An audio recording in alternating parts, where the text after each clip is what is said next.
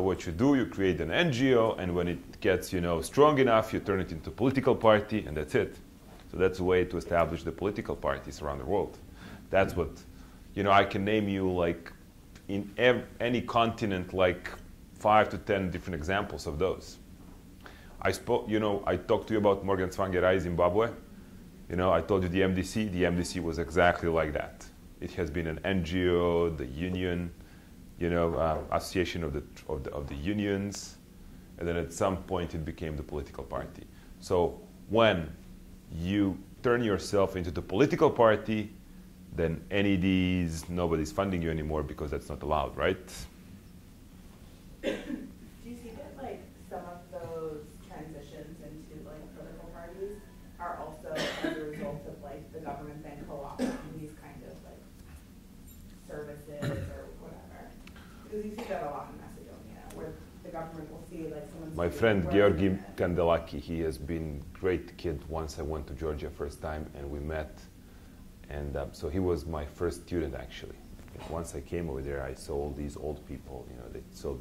They put me in front of the associations, the chess players, like this kind of stuff. I'm like, you guys have any kids?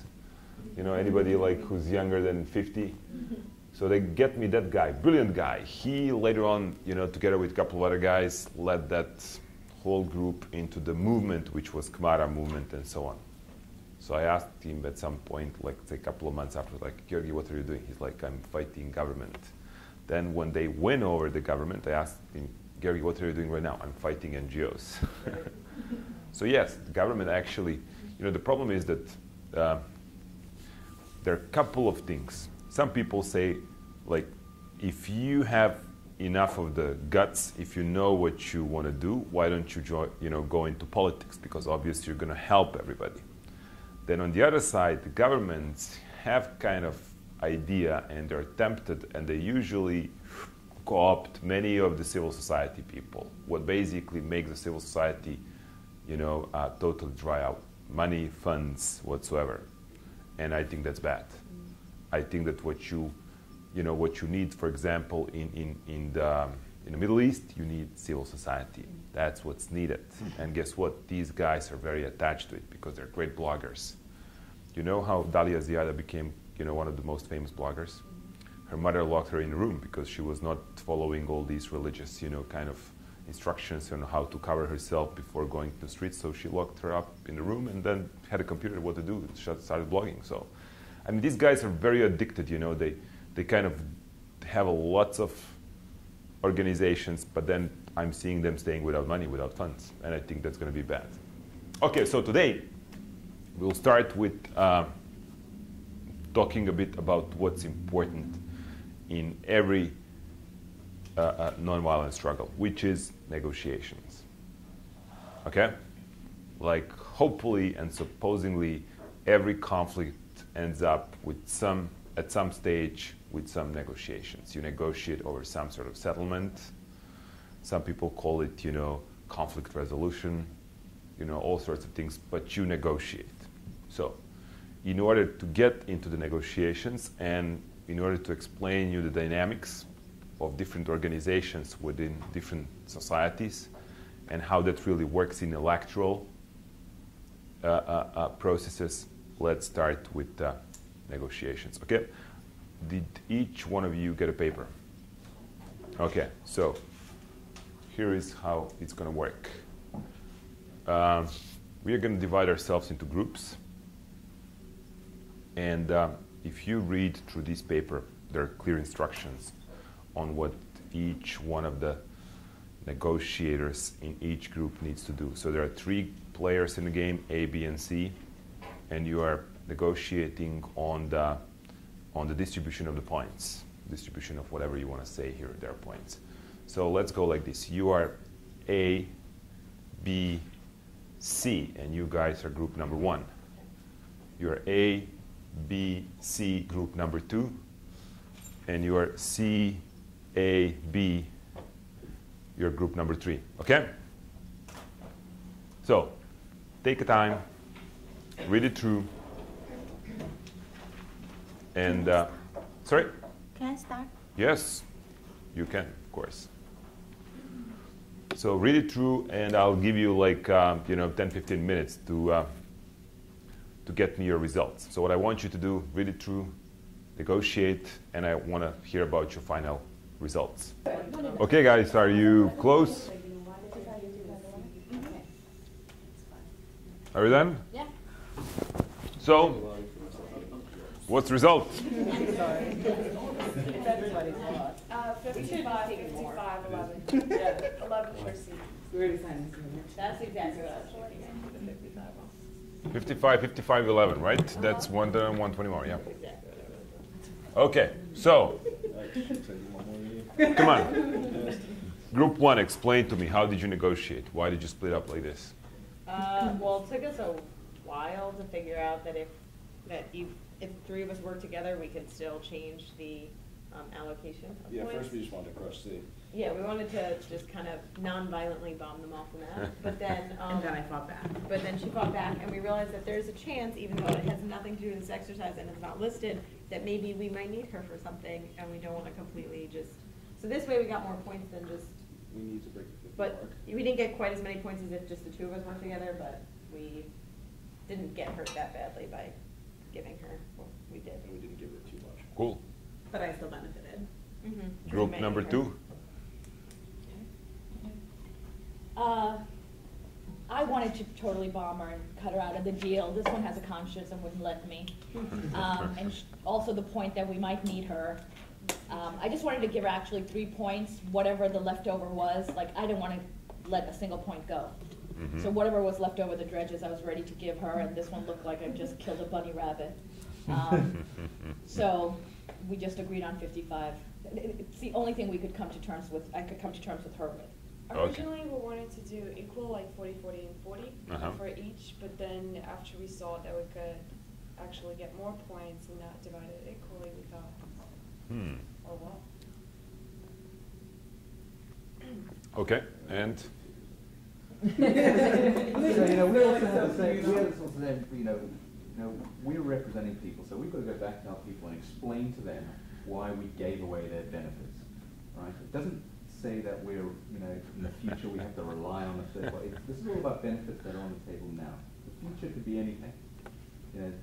C could fail to exist in the future because of this agreement, but we've got to represent our people. So we came up with the same proposal as you, that we'd offer 3 points if we could go back to our people and say, listen, we're no worse off than if we'd worked together. Look, I mean, it's obvious you're from South Africa. you guys just done it. Okay, so you see this one and this one. You guys, actually did very good jobs, but very different. Okay? So what's the purpose of negotiations? To come to an agreement. Okay. What kind of agreement? Get Most benefit possible. To get to get what you want, but not completely scoring the other person. So, there are different types of negotiators, and those are defined by the characters, our characters, and those things are basically taught. If you want to read about the negotiations, there are 2 schools which are really good at it, which is Harvard and the Tufts. So, if you want to read interesting book on negotiations, I recommend Getting to Yes. That's the name of the book, Fish and Uri, right? It's a great small book. You can read it easily, and it tells you all about the nature of negotiations. Now, why did I say that these people did very well? Well, C is obviously in the most difficult position, right? And I think that effort was just whatever you did well. You got much more than you could basically in the first place. And this deal, it's most likely to sustain much longer than actually this deal. Am I right? Mm-hmm. Because over here you'll always have a pressure to renegotiate. Because with 0 over here, that's always going to be something that's going to be pushing you for renegotiations. That reminds me of Kosovo independence, right?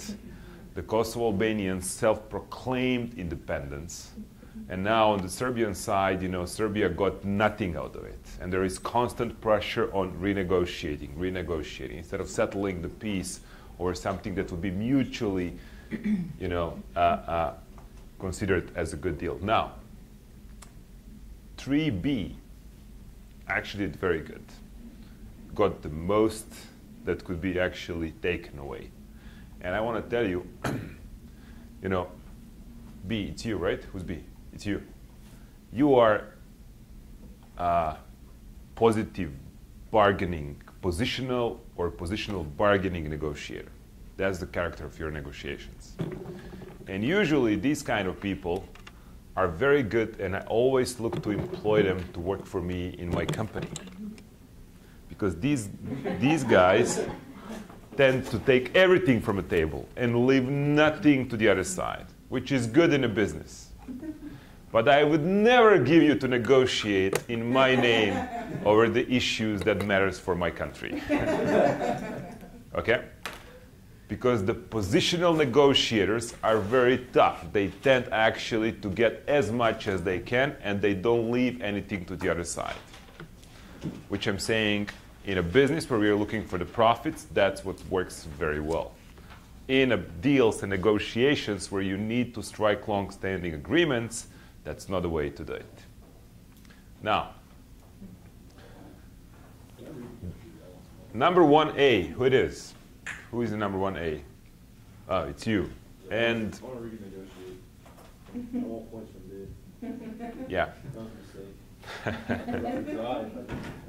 You are the type you are the type of integrative negotiator. You're integrative negotiator, and that's like called positive or integrative negotiator kind of skills and approaches, which means that you are not so good. I would never employ you to negotiate on behalf of my company.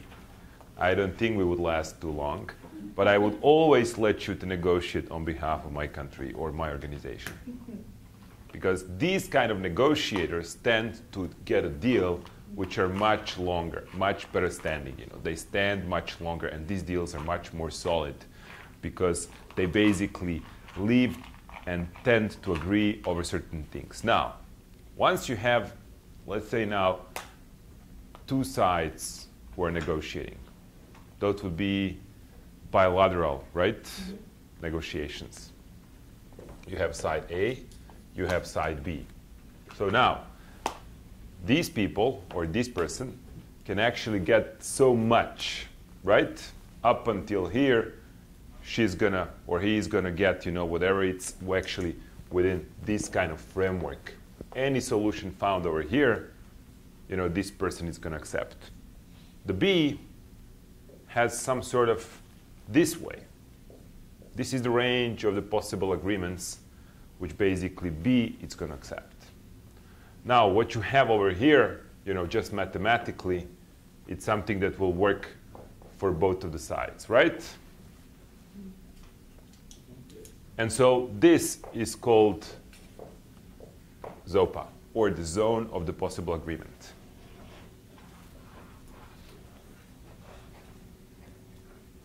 Okay?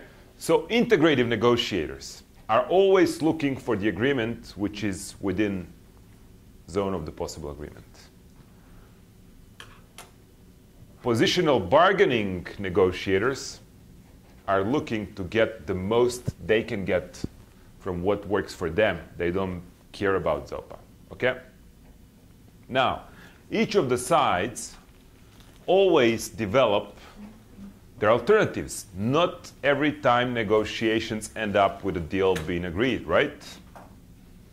So what you basically do, you are just having some sort of alternatives.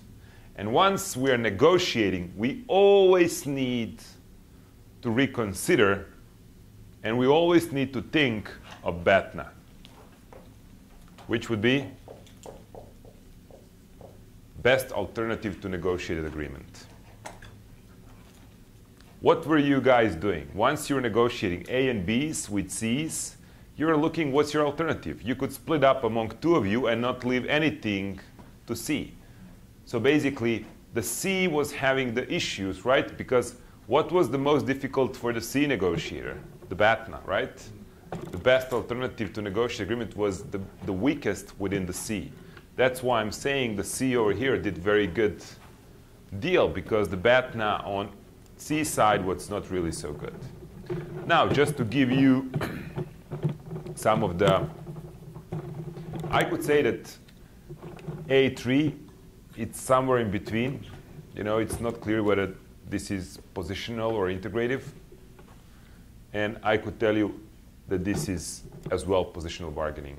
Okay, who's this?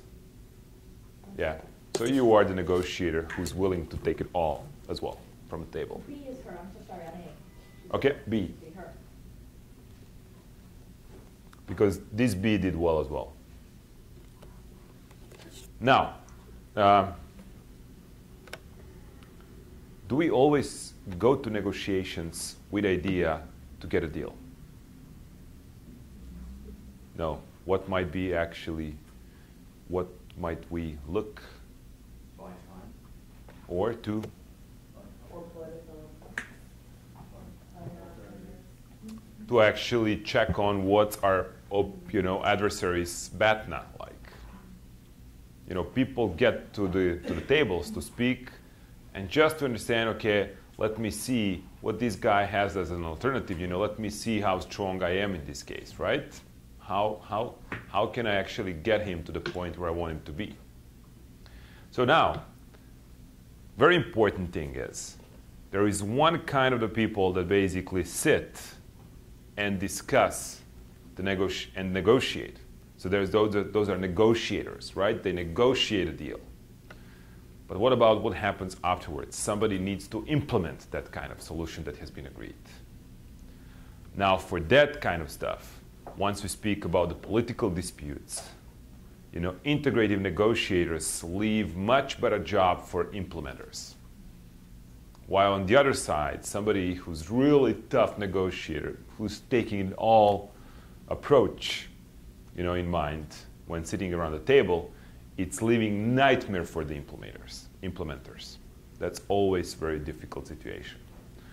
So I would be always careful if you need to implement something that somebody negotiated on your behalf in a positional bargaining system, which means you got it all.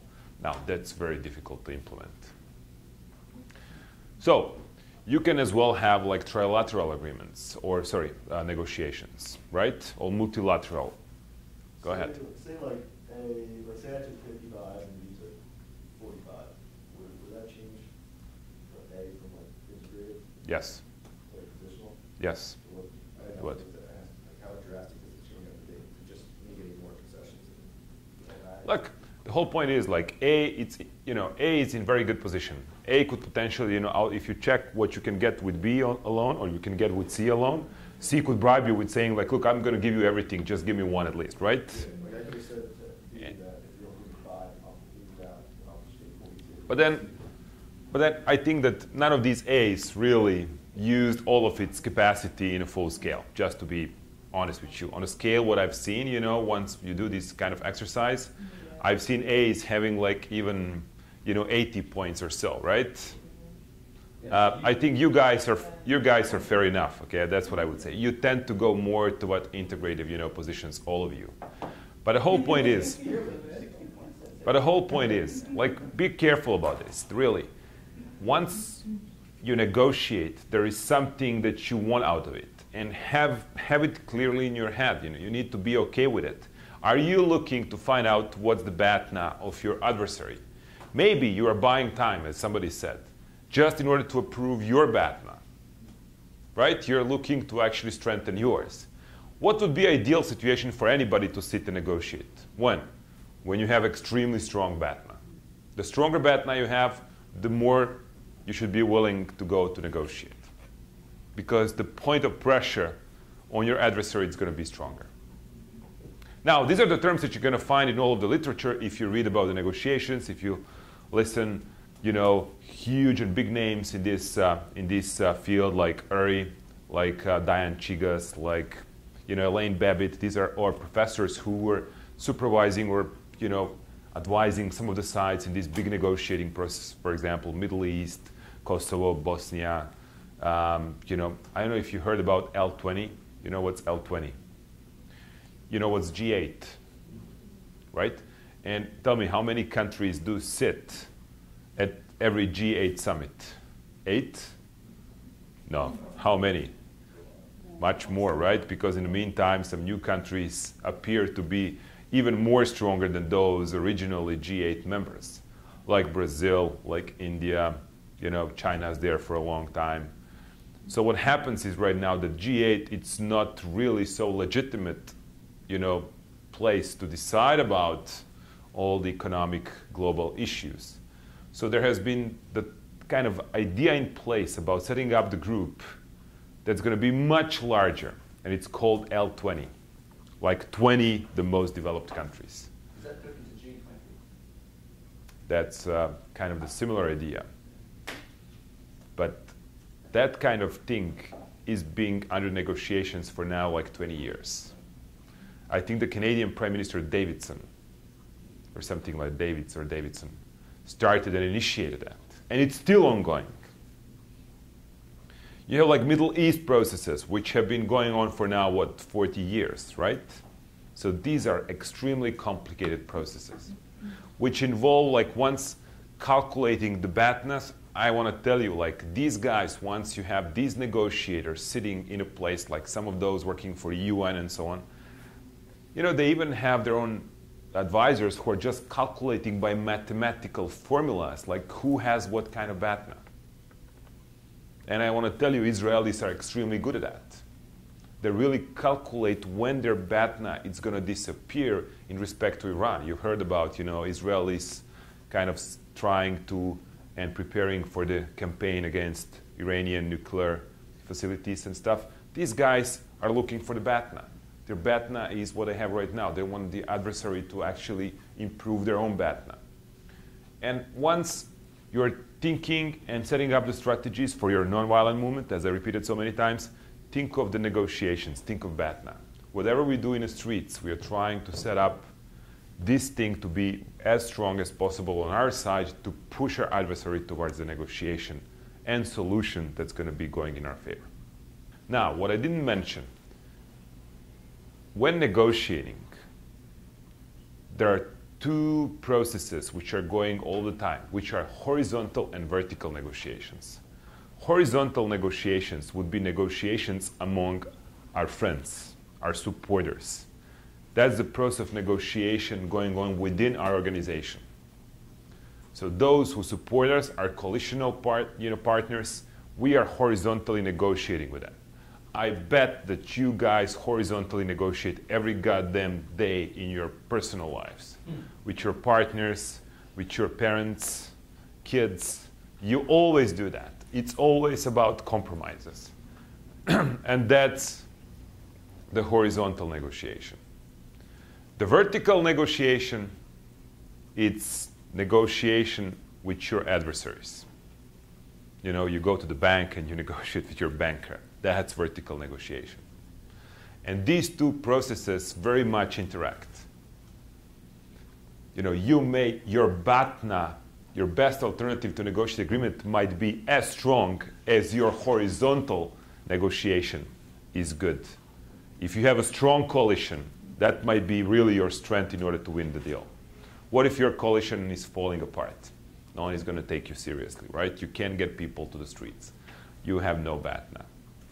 So these two things go together. So Maria Stefan, you know, you can actually Google her. She did a couple of books on nonviolent struggle and negotiations as well, partly. She's very good. And I think that she's right now with the state. I don't know if she's teaching anymore. You know, she taught at George Washington University. So here it is, basically, what you always have, what we always speak about once we speak about regime change. In any event, there are some elections, right? And the idea is to seek legitimacy in the election. That's the modern age kind of standard. No one is going to recognize anybody as legitimate unless majority of the people voted for someone. And then you get the elections. And everybody are preparing for the election date. So you have different kind of political parties, organizations. We spoke about the pillars of support, and we spoke about the international community. We spoke about different kind of institutions, but all of those are actually looking towards this. And, you know, in our part of the world, maybe you witnessed that, like US ambassador can come, not US, German ambassador can come every day and say, like, I don't like this coalition. I want you to make the coalition with this political party in order to form the government. That's usual stuff. And why are elections so important? Look, when somebody is abusing our rights collectively, we are all very upset by that, right?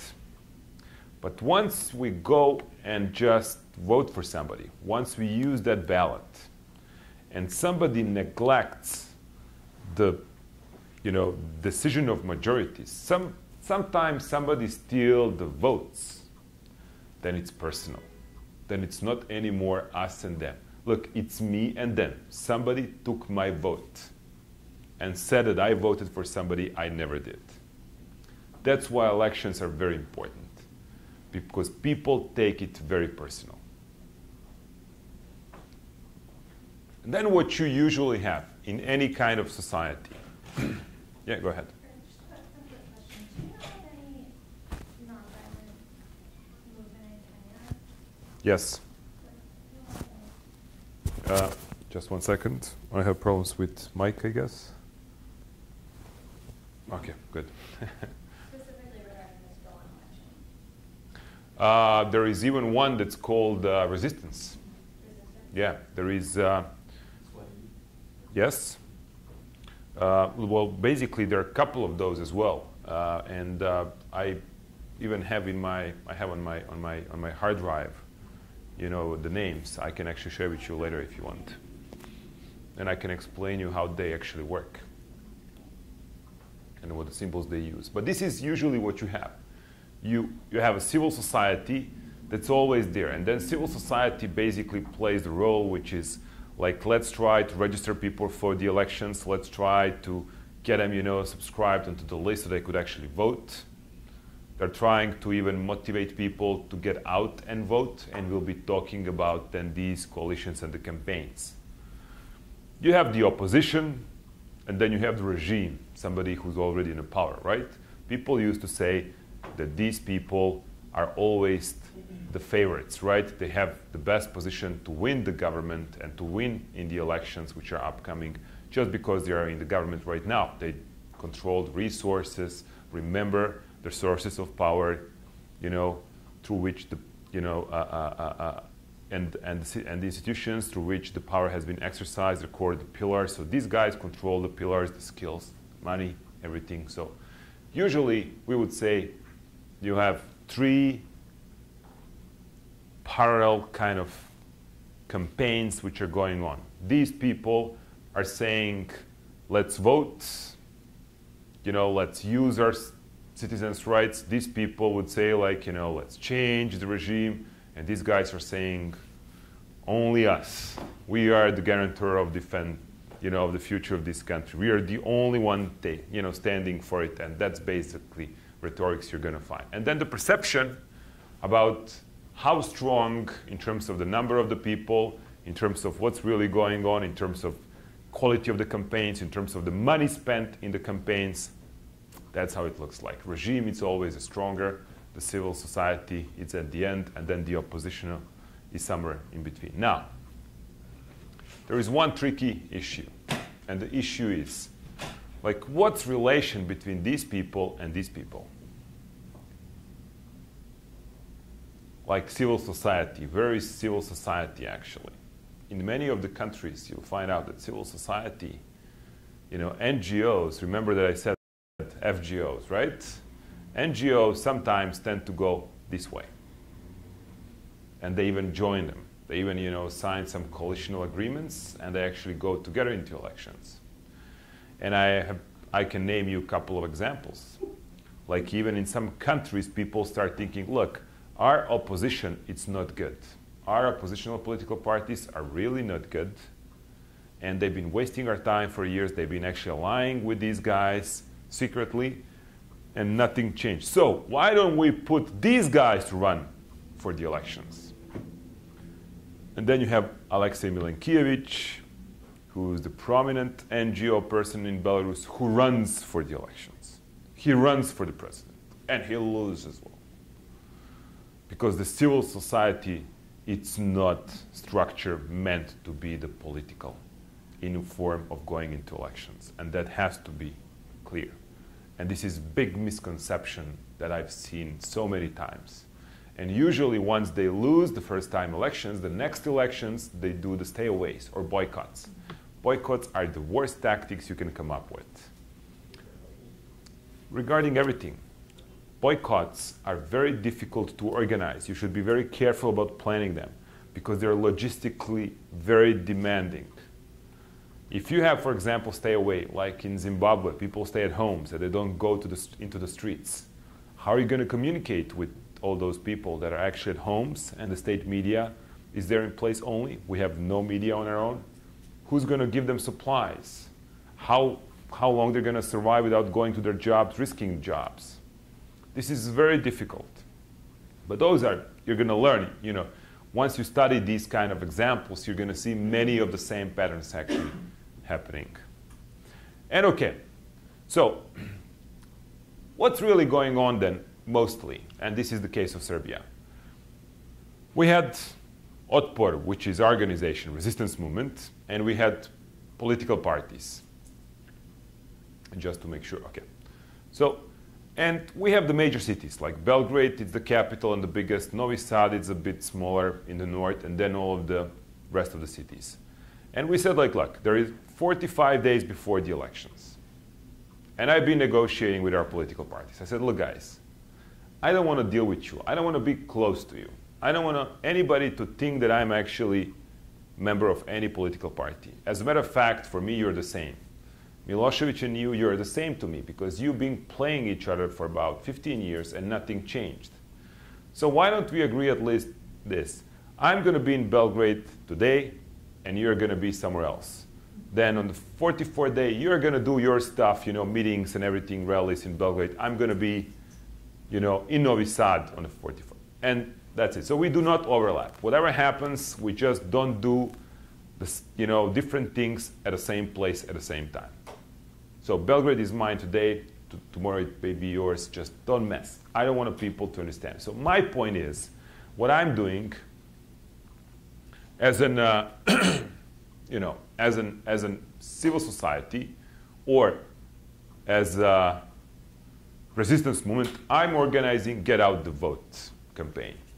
Get Out the Vote campaigns are usually the campaigns which are run by the civil society. Now that's a huge invention that had happened as a result of, some of the smart people 20 years ago. And the first Get Out the Vote campaign that I've seen in Europe has been actually in Slovakia in 1998, when Mečiar has been removed. And the name of that campaign has been OK 98. I think this was a symbol like this, OK 98.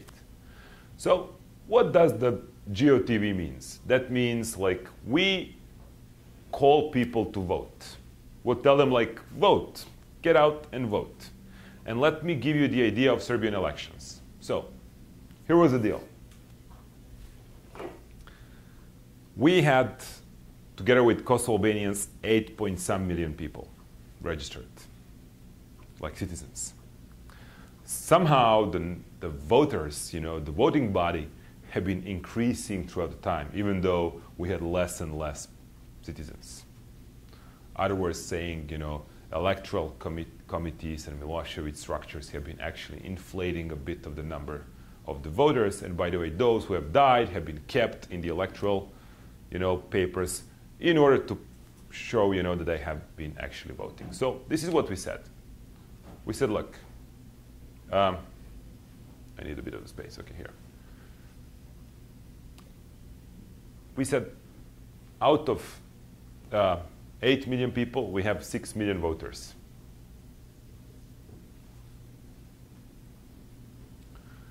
We said what Milosevic is really going to get, he's going to get about 1.1 million.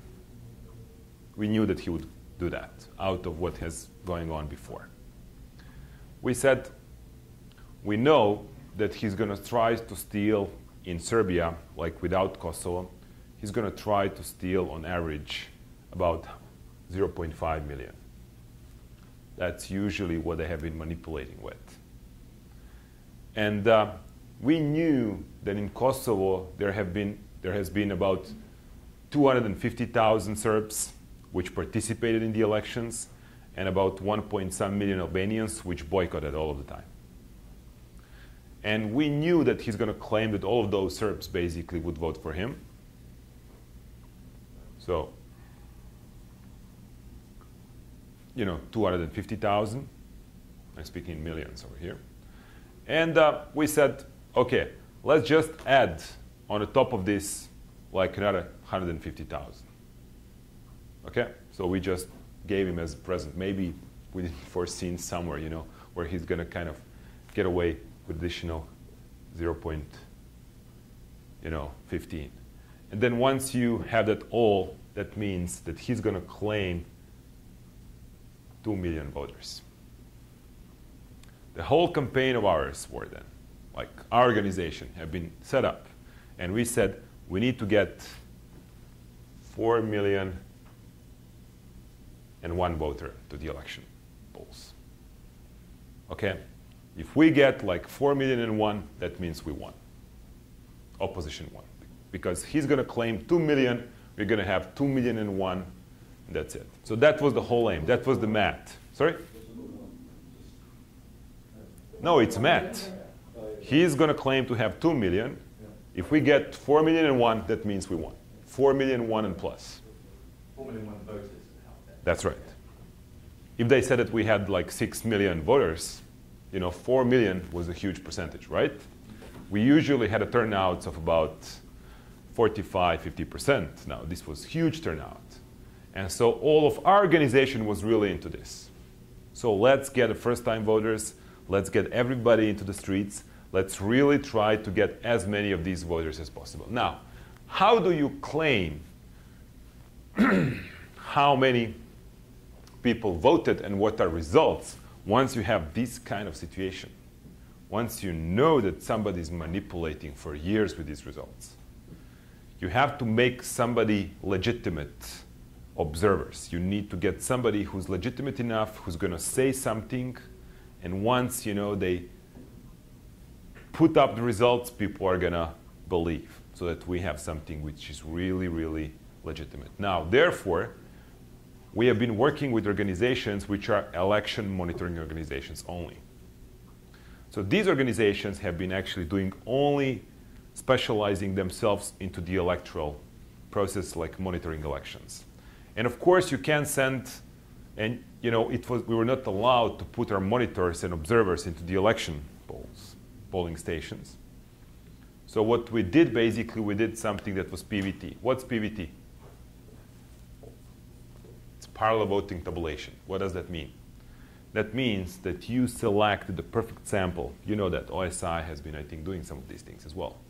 Like you do 1% of the total 6 million of the electoral body. But you pick up the very, very good example which basically reflects the whole demographics, the whole voting population. Which means in this inside of the 1% of the sample you have the same percentage of the highly literate people as you have within the 6 million, the percentage of the urban areas, village areas. And you basically, out of, 100,000 polling stations, then you need to cover only 1% of those. And 1%, it's much easier logistically to cover. Maybe you can get in and sneak in somehow than in all of the others. And this 1% then will give you, once you calculate 1% results out of the whole voting results, you can get pretty close, if not really the same result as on the whole voting body. So the point is, okay, we selected this perfect example. We send our people into those polling stations which we picked up, and we want these guys to get us results immediately. Like if polls closes at 8 o'clock, we want them at 8:30 to send us results, which would make us have our results of this 1% at 9 o'clock. The whole game was like, we need to get results first before they get it. We need to get out in the streets and celebrate before they even collect results. We need to claim the victory before they do it. Because, like, I'm in front of camera, so I can't tell you all. But there are certain things that I think you need to be aware of. And if you just go into all of these dictatorships, you'll see that dictators and regimes manipulate people. And the problem is always who brings, remember I said it's a personal, it's between me and you once you steal my vote. And if I get results over here that I won, I'm not going to give away that victory. Especially in societies which suffered from this kind of engineered results for about 10 years. That's psychological. Now, another issue, it's like physically occupying the space.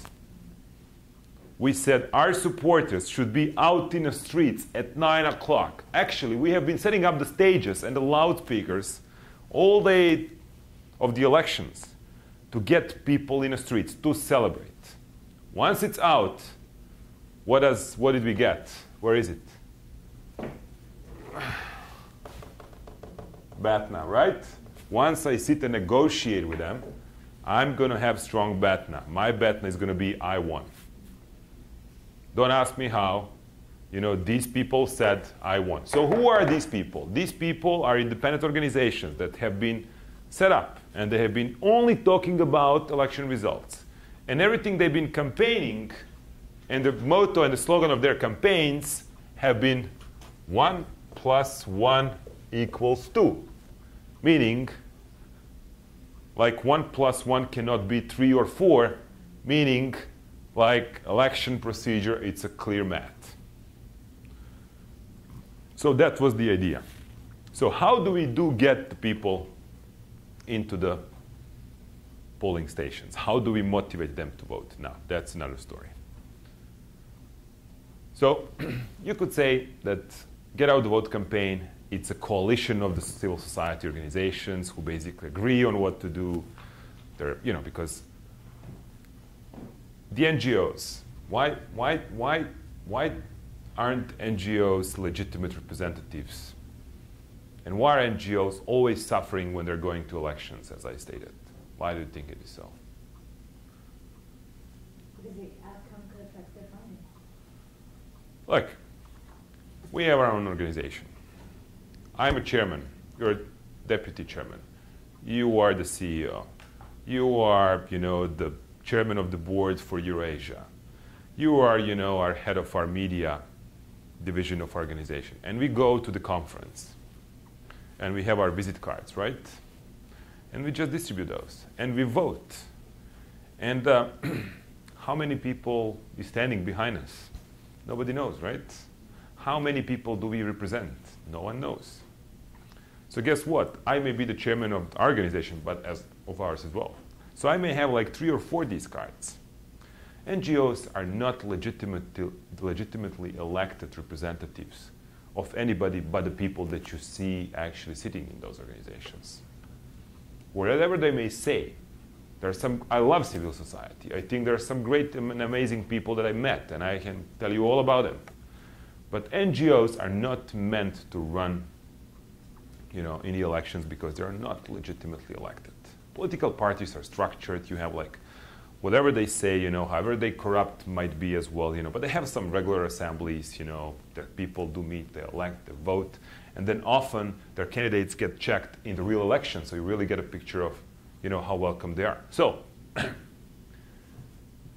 we said, okay, let's have a huge coalition of the NGOs and the civil society, because police is not going to allow us as resistance movement to just run this campaign. Why? Because they've been arresting us every day. We had, you know, like tens, you know, and hundreds of people being arrested so far. So we said, let's take the umbrella of the NGO coalition. In the essence, it has been our organization. So how did we organize? We said, okay, look, what if we just do this? What if we divide ourselves into 2? because we need to run and we need to go around the country and we need to start motivating people about getting out and vote. And guess what? 3 days before the elections, there is this pre-electoral silence, right? I don't know if you have it over here, but basically in our country, like 3 days before the elections at midnight, every kind of campaigns, each campaign, it has to stop. No one is available and allowed to campaign anymore before the election day. I had never heard of that before Bosnia. Yeah, that's the rule. That's basically the rule. I think it gets worse the 3 days here before the election. Well, I read about some of the articles and surveys you guys, you know, Americans, reported back to this latest campaign. So basically, maybe this has been usually done for the government to be limited, you know, to open up all the new roads, all the new facilities, like day or 2 days before the elections. So for, you know, to just hedge on where they are right now in front of the elections. But basically here, everything stops, and everybody are obliged by the law. Whoever breaks it goes into prison. So.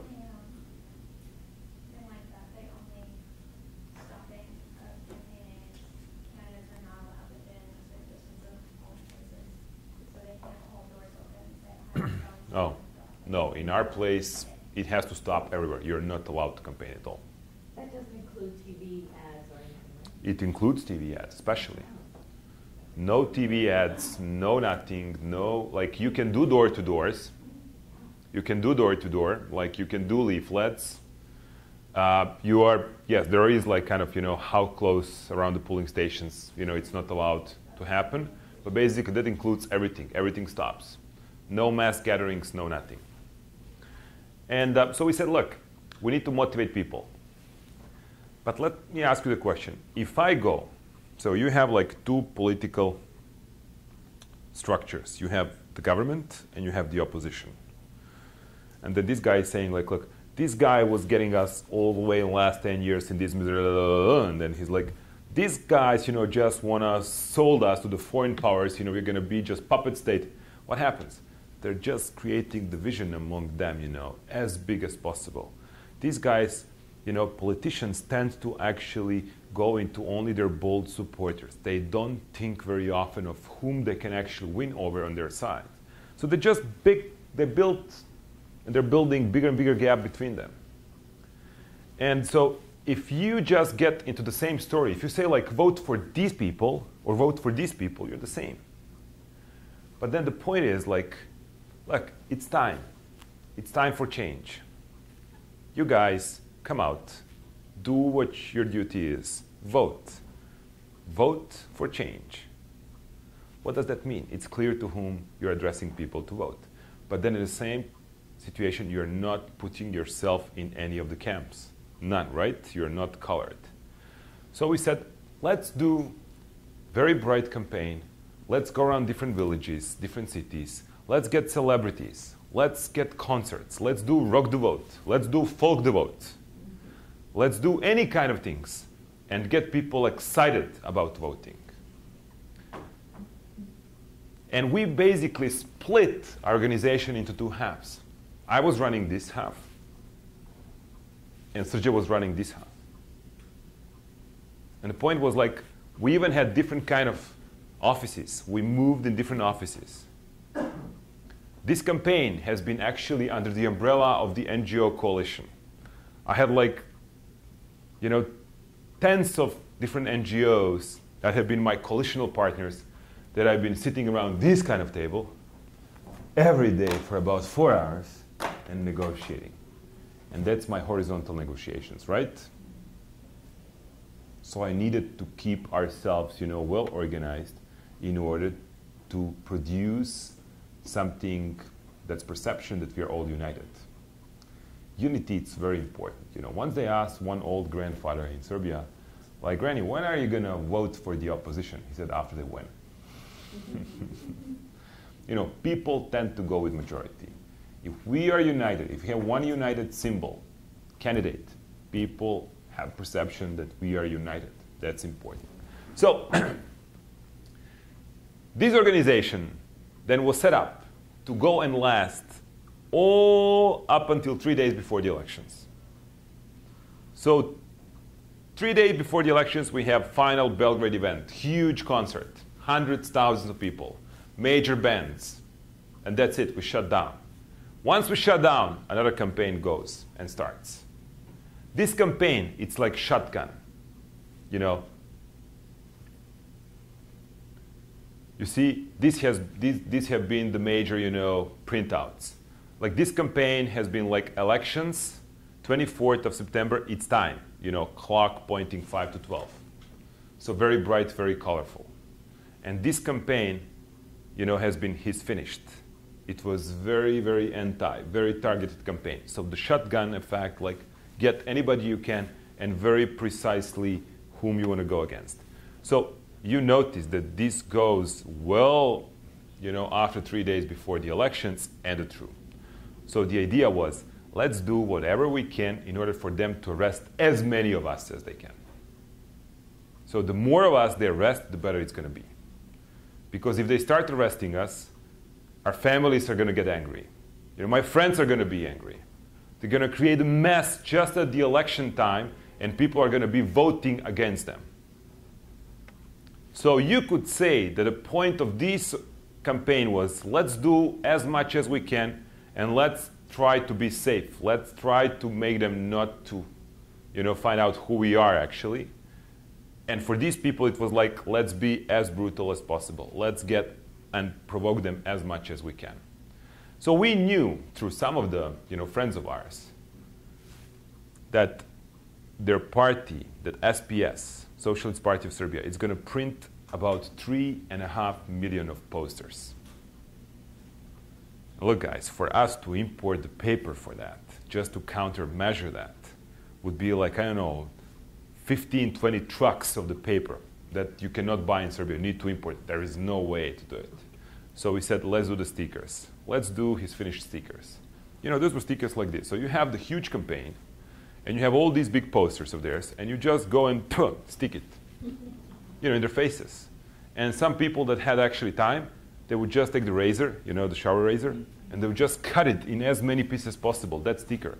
So once they try to clean it, you know, it's made of small pieces, so they spend like half an hour removing it, which no one actually wants to do.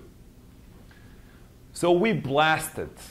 We had like 35 concerts all around the country, so many different events, and then we blasted everything, you know, with just these stickers 3 days before the election time. I guess with the get out the vote campaign, it's also hard for the government to come down on you, because you're just saying this is important to exercise your civic right to vote, which the government should support. Smart guy, smart guy. See, yes, you're very correct. The idea is like, let's take the umbrella, you know, of these different organizations. Let's just call people for the elections, and we are not saying for whom to vote. Come and vote. You're right, fully right. Yeah. Was it still illegal to continue with the He Is Finished campaign? It's not at all. It's totally legal. I've told you. It was deliberately made to provoke them and to make them arrest us, as many as possible. So what happens over here, in reality, 3 days before the elections, we finished our Belgrade concert. That day, we just did it. The next day, next morning, we agreed to meet in our office of the campaign at 10 o'clock. And and the police basically raided into our offices and arrested everybody. But 2 days before the elections. You know, actually our campaign has been done. We finished our work. So they came very late. You know, they understood at a very late time that it's not coalition of the NGOs, it's actually resistance movement behind this campaign. And the only one who has been arrested was me, because I was late. It's very true. I was late. And when I showed up, I saw all these big trucks, you know, police just running in and out, and I just turned myself, you know, and just left. So all my friends thought, like, he must have been the police agent, you know, he knew everything. But, and then this campaign starts. And then we get, everybody were pissed with us. Even the opposition, even the government. Everybody were pissed because why are we doing it? Who are these people? And we get about 4,000 arrested activists in a matter of a couple of days. Like massive issues. And then we made huge deals out of it.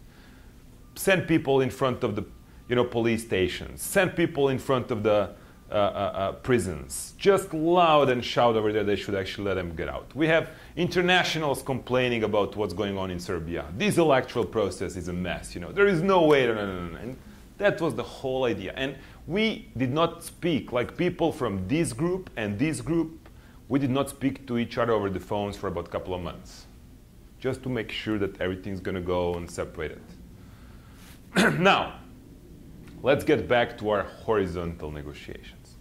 This thing. So, okay, we have our campaign. This is our campaign. This is actually our movement, and we say, like, let's do this. We came up with this, I have to tell you, 9 months before the election. We had all the printouts, all the ideas, everything. We had everything set up on the push of the button.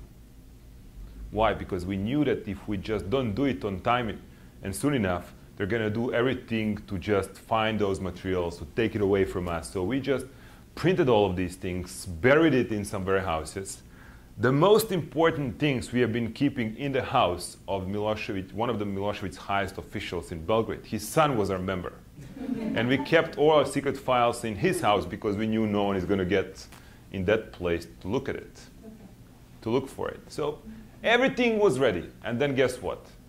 I have our friends from civil society who say no. About 40 days before the elections, Milosevic announced the elections. They came up and said, no, it's going to be called Exit 2000. There is no way we can just call it its time. It's going to be Exit 2000. And I'm like, That's political. That's out. Exit. right? That destroys everything that you're trying to do to be neutral. It's Exit 2000. That was the more like political side of it anyway. Look, civil society, I told you, we need to exercise unity. We need to agree on one united, unique campaign. We want to send the same message. We don't want to be separated because people are going to be confused. Who are these people? Who are these people? What are they saying? So did you like the idea or no? Well, my point was purely managerial. Like I said, look, guys, I have 250,000 of these. And all my materials are in place. And I have distributed that all around the country. And I have activists ready to go. And by the way, I have 100,000 activists. And you have in totally 67. So, 50 NGOs, they had 100 activists mostly. But then guess, once we sit around this table, it's my vote, which is 1. And their votes, which are as many of there are. So we vote. And we say, they said Exit 2000 needs to be on any of your printouts. I'm like, okay, Exit 2000, we'll put it and we'll make the NGO coalition. And so, we are just going to put it as a stamp. We voted for it, that's fine. And everything has been agreed. And I knew if I just agree to that, they're going to be coming to pick up my materials, which means they become part of my camp. There is no coalition. They basically do what I tell them to do because I'm the only one who has materials and who knows what needs to be. One thing that we have never agreed, how big that sign is going to be. Okay? So much about horizontal negotiations. It was even smaller. No one could notice it. But the whole point was, they didn't feel good about it. But essentially, a couple of days after we agreed, they started picking up, the materials, and materials reached the streets, and that's it. And no one was really, in a position anymore to complain or to say anything. It went as it went. So, and that's how it actually worked. And by having all that in place, we actually kind of changed this situation. The perception actually dramatically changed. The perception became more by us saying, and that's what I said, once we have two groups and they're fighting each other and they're just building this gap, and then us saying vote for change, that indirectly meant, vote for the opposition. You're going to see that from the movie. We had some tremendous, situations where we actually used to co-opt the demonstrations of the opposition. And we even threatened them. We said, because our opposition has been made of 18 political parties. So imagine 18 political leaders. it's very difficult to manage. You know, to make them get one single candidate, that's a nightmare. And I'm going to tell you how we did it. But we would even get on the stage once they would actually set up their own rallies, and we used to send them messages like, look, any one of you who betrays will be actually treated by us as Milosevic. We'll deal with that particular leader and the person the same way we're dealing with Milosevic. For us, he's going to be the same issue as he is. No difference. And so people kind of like that, because for the first time somebody stood, above both of the groups. Somebody stood really and said, like, look, this is not a playground anymore for the small political games. We either get one single candidate, we are going to organize our own campaigns, you're going to do your own campaigns. And by doing it in that way, we really kind of built this perception that this group is much bigger than the regime. And in the end, that's really how it left. Okay, so now, these are some of the printouts that, for example, my campaign was like, it's time. And this was in Serbian, this translation would be step up to the line, like go and vote, step up to the line, to the pool station. And this lets like tough, like tough hats. They've been arresting us and we don't care. This is Milosevic, okay? He's finished, like he's leaving. This was another one, what are you hungry of, hungry for? So culture, happiness, peace, life, love, all sorts of things. And then, whatever we had, we would just put this sticker, he's finished, as I explained to you. That was basically our aim. Like, let's co-opt. That's called political jiu-jitsu, where you basically use the resources and energy of your opponent, and by just losing and spending less energy and efforts, you just co-opt their campaigns. That's what Bob Helvey used to call political jiu-jitsu. And this is an interesting campaign. This is the last campaign of our movement that we launched after elections. As you know, the latest you're going to see in the movie, the symbol of our movement at the end has been bulldozer. The bulldozer, why? Because we had a driver that we called Joe. It's a crazy guy. He took the bulldozer all the way to the federal parliament.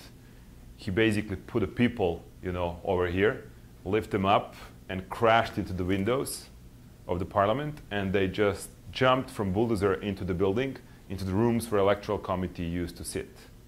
And they found all fake ballots, and they just found like really the machine that was stamping ballots for Milosevic. And so the bulldozer somehow ended up being the symbol of the last day. And this campaign has been actually meant to be for the new government. That was kind of the message for the new government, and it said, like, we are just watching you, and in our country there is 5,675 registered bulldozers and more than a couple of millions of potential drivers. Watch, be careful about what you do. Once we launched this campaign, we have been invited first time by the US ambassador, saying like, look guys, maybe you should give a chance to the new government. Why are you so tough with them? It's been a long time. And by the way, if you do this campaign, I'm going to make sure that you never get any of the support of any of our funds anymore. So think about it. And we, of course, did it. And we launched the campaign on our own. And we never talked to this guy anymore. But basically, that was the last one we ever did. Okay. So, any questions? Should we have a break? Okay, let's have a 15 minutes